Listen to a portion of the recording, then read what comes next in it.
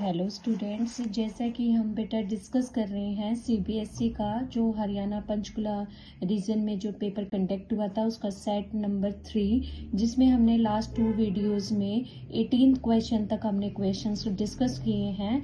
आज हम next question ले रहे हैं, क्वेश्चन नंबर 19, जिसमें ये कह रहा है draw the structure of product in each of the following reaction.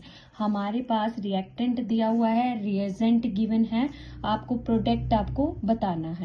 तो इसने क्या लिया है बेटा, इसने लिया है रिंग के ऊपर CH2 CH3 और नाइट्रो ग्रुप उसने कंसीडर किया है। अब उसने क्या करवाया है, ब्रोमीन डाला है हीट की प्रेजेंस में। तो बेटा इस रिएक्शन के दौरान क्या होगा, जो ब्रोमीन है, जो हमारा हाइड्रोकार्बन अटैच है उस रिंग से, उसका जो फर्स्ट कार्बन है जो डायरेक्टली रिंग से अटैच है उसको रिप्लेस करेगा। और किससे रिप्लेस हो जाएगा, हैलोजन से। और आपका बाकी जो ग्रुप है वो एज इट इज रहेगा। तो ये हमारी रिएक्शन कंप्लीट हो गई, ये प्रोडक्ट आपका बनेगा। नेक्स्ट था हमारा क्वेश्चन कि रिंग के ऊपर Cl है, क्लोरोबेंजीन है, आप उसका एसिटाइलेशन कर रही हैं तो CH3COCl और आप अनहाइड्रस AlCl3 डाल रहे हैं।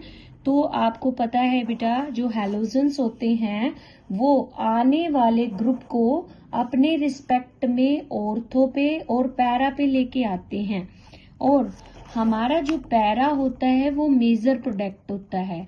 तो इस रिएक्शन के दौरान जो आपका COCH3 होगा वो पैरा पोजीशन पे आएगा और इसका नाम हो जाएगा 1 2 3 4 4 क्लोरो एसिटोफिनोन। इसका प्रोडक्ट का नाम हो जाएगा बेटा हमारा 4 क्लोरो एसिटोफिनोन, क्योंकि ये हमारा प्रिंसिपल फंक्शनल ग्रुप है और हैलोजन हमारे क्या होते हैं, सब्स्टिट्यूएंट होते हैं। नेक्स्ट क्वेश्चन था बेटा हमारा कि ये हमें ग्राफ गिवन है log R0/R वर्सेस टाइम। तो ये हमें बताना है इसे, इसका क्या ऑर्डर है रिएक्शन का, ये कौन से ऑर्डर रिएक्शन है और इसमें स्लोप की वैल्यू क्या होगी। तो बेटा अगर हम फर्स्ट ऑर्डर के रेट कांस्टेंट की बात करें, फर्स्ट ऑर्डर का जो रेट कांस्टेंट होता है उसका मैथमेटिकल एक्सप्रेशन होता है k = 2.303 t log R0/R। ये हमारा बेटा मैथमेटिकल एक्सप्रेशन है फर्स्ट ऑर्डर के रेट कांस्टेंट का। तो अब मैं क्रॉस मल्टीप्लाई कर लूँ तो KT / 2.303 और इधर रह जाएगा मेरा log R0/R। तो बेटा हमारा इसके वर्सेस और टाइम के वर्सेस हमारा ग्राफ प्लॉट हो रहा है। तो ये अगर बेटा मेरा एक्स एक्सिस पे है और ये वाई एक्सिस पे है, तो ये मेरी जो वैल्यू बच गई है K/2.303, ये m की वैल्यू है। और जैसे आप इक्वेशन पढ़ते हैं y = mx + c, तो y एक्सिस पे तो मेरा ये कंसीडर हो गया log R0/R, एक्स एक्सिस पे टाइम है तो स्लोप की वैल्यू क्या होगी K/2.303, और यहाँ इंटरसेप्ट है नहीं मेरी इस इक्वेशन में, तो इसलिए ओरिजिन से लाइन कंसीडर हो रही है, ओरिजिन से हमारी लाइन कंसीडर हो रही है। तो बेटा ये हमारा ग्राफ है फर्स्ट ऑर्डर के लिए, ये जो ग्राफ प्लॉट कर रखा है this is for first order reaction. Slope की वैल्यू क्या होगी, तो स्लोप की वैल्यू होगी K/2.303।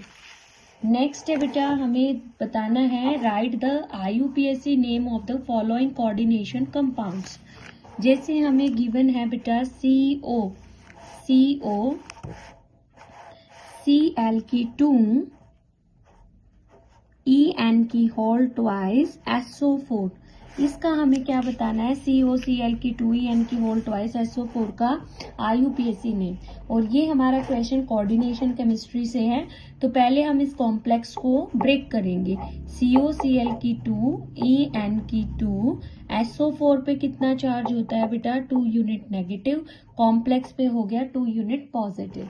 अब हम इसके ऑक्सीडेशन स्टेट निकालेंगे सेंट्रल एटम की कोबाल्ट की। X = Cl -1 चार्ज होता है इंटू 2, En हमारा न्यूट्रल लिगेंट है, कोई चार्ज नहीं होता, that is equal to complex के ऊपर चार्ज है 2 पॉजिटिव।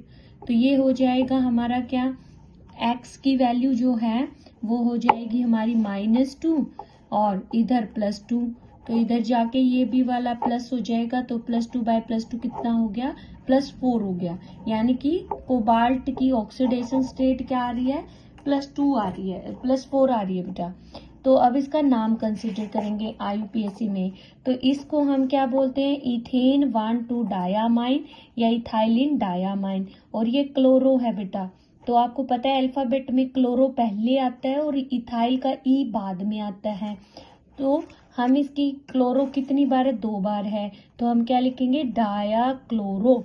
अब EN में बेटा 2 डोनर साइट होती हैं, तो इसीलिए हम इसको बिस लिखेंगे, बिस इथेन 1,2 डाया अमाइन। और फिर हम सेंट्रल एटम लिखेंगे कोबाल्ट, ऑक्सीडेशन स्टेट रोमन में 4, ये जो हमने कंसिडर की थी, और SO4 को क्या बोलेंगे, सल्फेट। तो ये हमारा हो गया है बेटा क्या, di chloro bis ethane 1,2 di amine cobalt 4 sulphate, ये हमारा नाम हो गया इस स्ट्रक्चर का। नेक्स्ट हमारे दिया हुआ है बेटा, हमारा स्ट्रक्चर्स दो हैं, वो दिया हुआ है K3FeC2O4 की थ्राइस। तो बेटा यहाँ पे जो K3 है, ये हमारा काउंटर आयन है। जैसे यहाँ पे सल्फेट आयन जो हमारी कोऑर्डिनेशन स्फीयर के बाहर होती है लेफ्ट राइट में, जहाँ पे भी, उनको काउंटर आयन बोलते हैं। तो ये भी आयन में कन्वर्ट होगा, तो क्या देगा, 3K+1, क्योंकि K पे +1 चार्ज होता है और 3 एटम है, तो +3 चार्ज हो गया। तो कॉम्प्लेक्स पे कैसा आएगा बेटा, 3 यूनिट नेगेटिव चार्ज आएगा। तो 3 यूनिट नेगेटिव होगा तो आयरन के ऑक्सीडेशन स्टेट X। C2O4 का नाम बेटा ऑक्सीलेट आयन होता है, जिस पे 2 यूनिट नेगेटिव चार्ज होता है। एक मॉलिक्यूल पे 2 यूनिट नेगेटिव है, तो 3 पे कितना होगा, -6, और कॉम्प्लेक्स पे -3, तो x -6 -3, तो x इज इक्वल टू -3 + 6, तो कितना आ गया, +3, यानी कि आयरन की यहाँ पे ऑक्सीडेशन स्टेट +3 है। अब इसका नाम लिखेंगे, क्या नाम होगा बेटा, क्योंकि ये पॉजिटिव आयन है तो पहले इसी का नाम लिखेंगे पोटेशियम। क्योंकि ये कैटायन है बेटा, तो हल्का सा स्पेस देंगे, 3 बार है और ये बायोडेंटेट लिगेंड है, तो इसके लिए वर्ड लिखा जाएगा ट्रिस ऑक्सीलेटो। और आयरन नहीं लिखेंगे बेटा, क्योंकि ये नेगेटिव कॉम्प्लेक्स हैं, तो अब इसको यहाँ पे लिखा जाएगा फेरेट, और ब्रैकेट में लिखेंगे 3, क्योंकि वो इसकी ऑक्सीडेशन स्टेट है रोमन में।